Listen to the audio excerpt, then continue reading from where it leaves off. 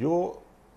انبیاء نے عہد لیا تو اس عہد کی پاسداری ان انبیاء کی امتوں پر بھی لاگو ہوتی ہے؟ بالکل، ان انبیاء کی امتوں پر یہ فرض اور لازم تھا کہ ان نبیوں نے نبی آخر الزمان صلی اللہ علیہ وآلہ وسلم کی بعثت کے بارے میں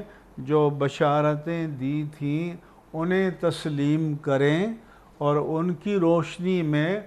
حق کو قبول کرتے ہوئے خاتم النبیین پر ایمان لائیں، لیکن محض حسد کی بنیاد پر، کیونکہ یہ تو قرآن فرماتا ہے نا کہ وَكَانُوا مِن قَبْلُ يَسْتَفْتِحُونَ عَلَى الَّذِينَ كَفَرُوا، کہ اس سے پہلے جب آپ تشریف بھی نہیں لائے تھے اور ان کتابوں میں آپ کی آمد کے بارے میں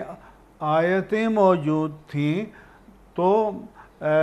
جب ماضی کی امتوں کا اس دور کے کافروں سے مقابلہ ہوتا